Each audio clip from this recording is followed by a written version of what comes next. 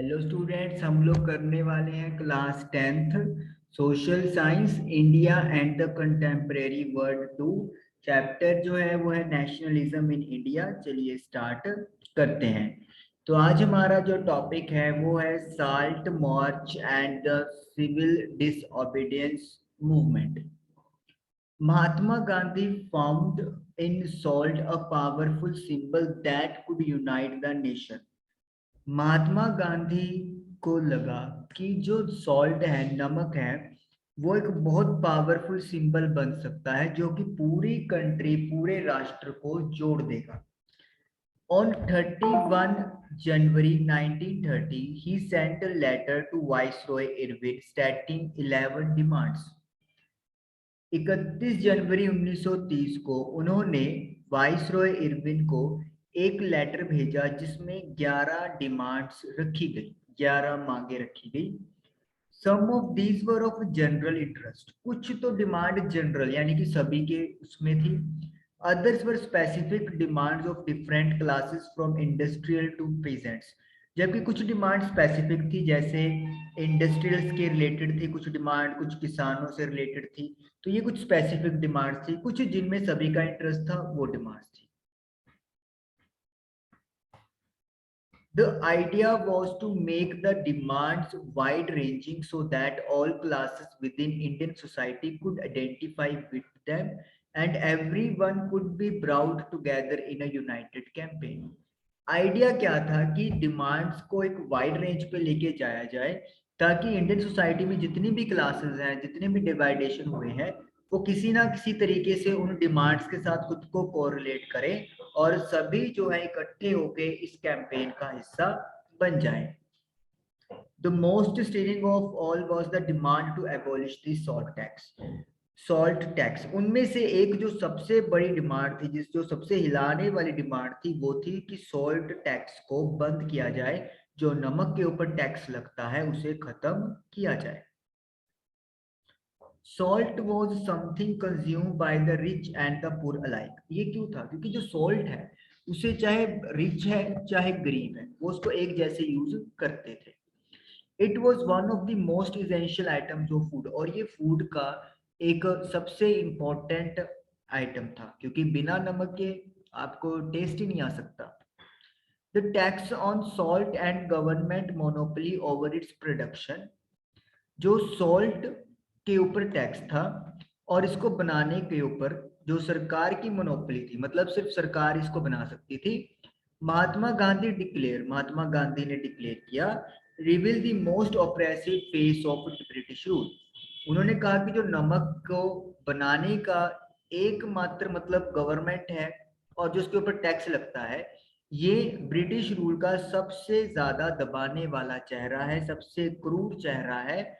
यानी कि उन्होंने इस बात से सभी इंडियंस को इकट्ठा करने की कोशिश की कि जो नमक है, जो एक बेसिक इसेंशियल आइटम है फूड की, उसके ऊपर सरकार अपना हक जता के बैठी है। तो ये उसका सबसे क्रूर, सबसे घिनौना चेहरा शामिल है। Mahatma Gandhi letter was in a way an ultimatum. Mahatma Gandhi ने जो लेटर लिखा था वो एक तरह से अल्टीमेटम था। ये मतलब एक टाइम पीरियड दे दिया गया कि या तो आप इस चीज को एग्री हो जाओ, अदरवाइज हमारी तरफ से कोई मूवमेंट होगा।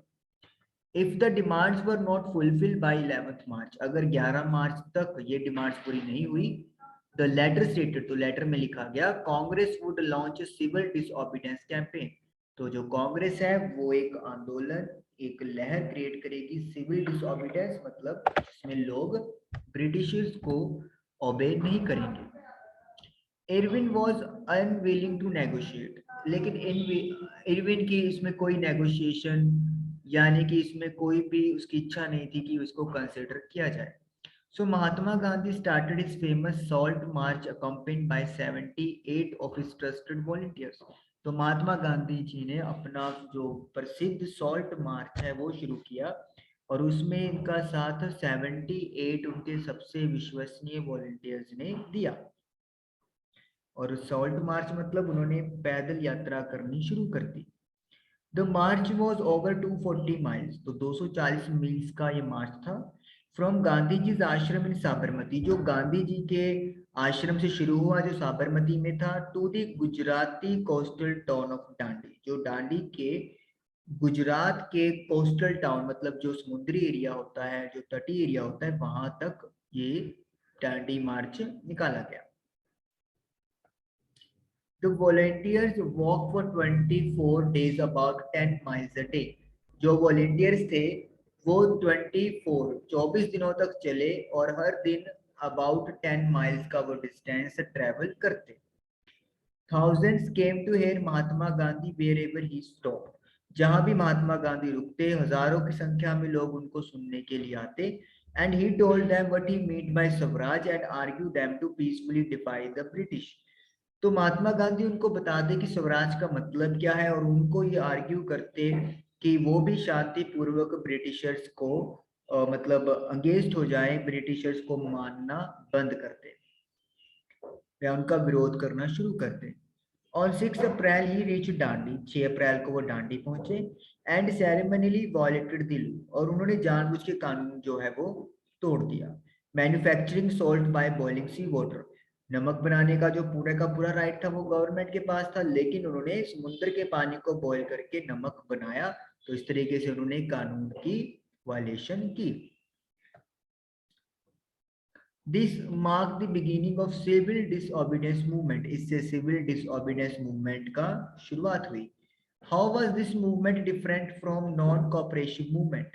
ये मूवमेंट पिछली मूवमेंट से डिफरेंट कैसे थी, जो थी नॉन कॉपरेशन मूवमेंट। अब इसका आंसर यहाँ पे है, people were not ask not only to refuse cooperation with the Britisher, लोगों को सिर्फ ये नहीं कहा गया कि वो ब्रिटिशर्स को सहयोग देना बंद कर दे या उनको मना कर दे, as they had done in 1921-22, जो कि नॉन कॉपरेशन मूवमेंट में था, जो 1921-22 में चला, जिसमें ब्रिटिशर्स को सहयोग देना मना किया था, but also to break colonial rules, लेकिन उनके रूल्स को भी इसमें तोड़ना था, यानी कि उनको मना तो करना ही था जो वो कह रहे थे, बल्कि उनके बनाए हुए रूल्स को तोड़ना था। ये था सिविल डिसओबीडियंस मूवमेंट।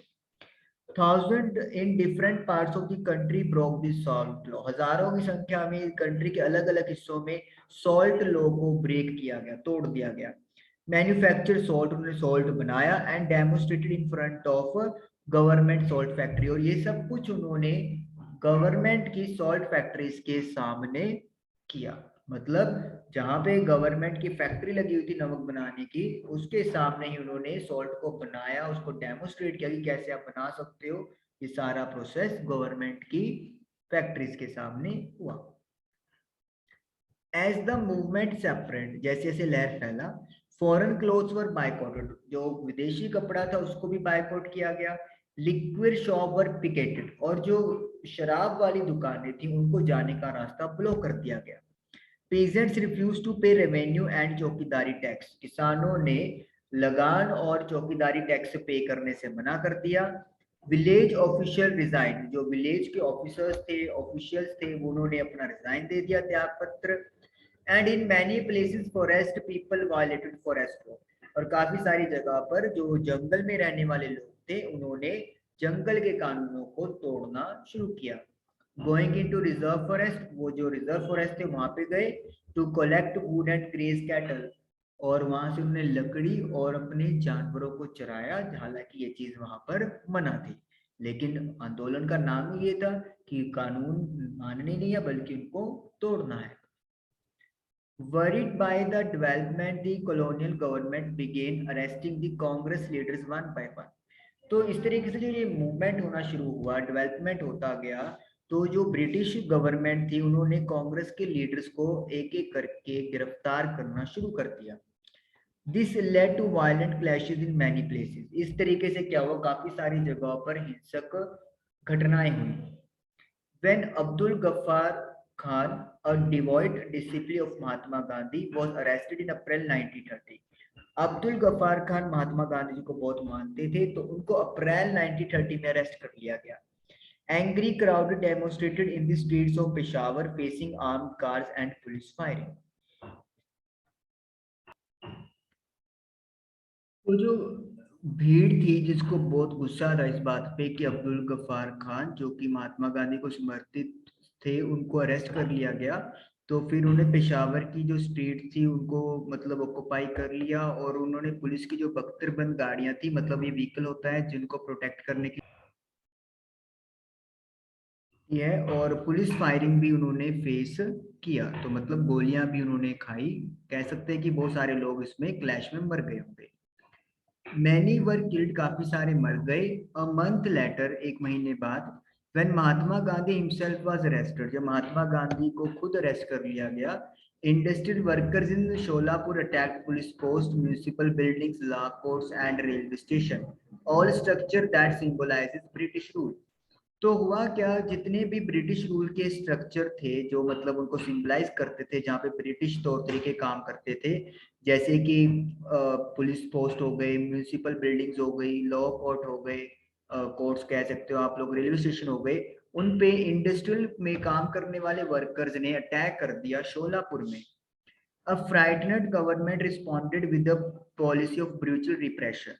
तो जो डरी हुई सरकार है उसने इसको बड़े ही मतलब निर्मम तरीके से विरोध, इसको रिस्पॉन्स दिया, बहुत ही मतलब गलत तरीके से इसको कुचलने की कोशिश की। पीसफुल सत्याग्रही पर अटैक, जो सत्याग्रही पीसफुली शांतिपूर्वक कर रहे थे उन पर अटैक किया गया।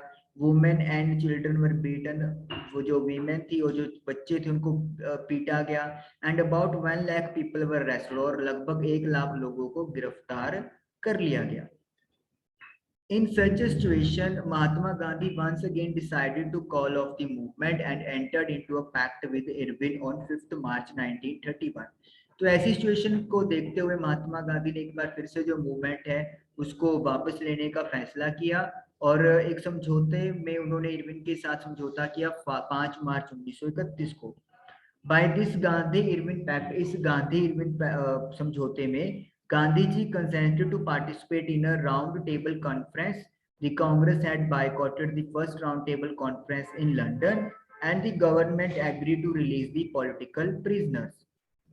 तो इस समझौते में क्या था, गांधी जी मान गए कि वो राउंड टेबल कॉन्फ्रेंस में पार्टिसिपेट करेंगे। हालांकि जो कांग्रेस ने पहली राउंड टेबल कॉन्फ्रेंस का बायकॉट किया था, जो कि अब लंदन में होनी थी, जो ये आपकी राउंड टेबल कॉन्फ्रेंस की बात की जा रही है, और जो सरकार है वो भी इस बात पे एग्री हो गई कि जो पॉलिटिकल प्रिजनर है वो उनको रिलीज यानी कि उनको छोड़ देंगे। In December 1931, Gandhiji went to London for the conference, but the negotiation broke down and he returned disappointed. तो 1931 में गांधी जी लंदन गए कॉन्फ्रेंस के लिए, लेकिन जो बातचीत के मसले थे वो नहीं हो पाए और वो निराशा से वापस आए। Back in India, he discovered that the government had begun a new cycle of repression. जब वो वापस आए तो उन्होंने देखा कि सरकार ने दबाने के लिए नए तरीके का यूज करना शुरू कर दिया है। Ghaffar Khan and Jawaharlal Nehru both were in jail, Ghaffar Khan और जवाहरलाल नेहरू दोनों ही जेल में थे। Congress had been declare illegal, Congress को इलीगल जो है वो डिक्लेयर कर दिया गया। And series of measures had been imposed to prevent meetings, demonstrations and boycotts, और ऐसे तौर तरीके बनाए गए जिससे कि मतलब कि मीटिंग्स ना हो पाए, ना ही इकट्ठा कोई किया जा सके, और हर जगह पर बॉयकॉट किया जा सके। ऐसी चीजों को अवॉइड करने के लिए मेजर्स बनाए गए, तौर तरीके अपनाए गए। तो मतलब क्या है कि जब महात्मा गांधी जी वापस आए तो कांग्रेस को गैर कानूनी घोषित कर दिया गया था, और काफी सारे कदम उठाए जा रहे थे ताकि सभाएं ना हो, मीटिंग्स ना हो सके, लोग जो है वो पॉलिटिकल जो मतलब इनको कहा जा रहा था उसके उसमें मतलब इकट्ठे ना हो सके, और जो बायकॉट हो रहा था चीजों का वो भी ना किया जा सके। With great apprehension Mahatma Gandhi relaunch the disobedience movement. तो जो मतलब महात्मा गांधी जी ने सिविल डिसओबीडियंस मूवमेंट है वो दोबारा शुरू किया। For over year the movement continued, एक साल तक ये मूवमेंट चलता गया, but by 1934 it lost its momentum, लेकिन 1934 तक ये मोमेंटम जो था वो मतलब इसका मोमेंटम लॉस्ट हो गया। वो गति नहीं रही जिस गति की इच्छा थी या जिस गति के साथ ये कामयाब हो सकता था। तो आज का हमारा जो सेशन है वो आज यहीं पे खत्म हुआ। आई होप कि आपको समझ में आया होगा। Thank you for watching the video.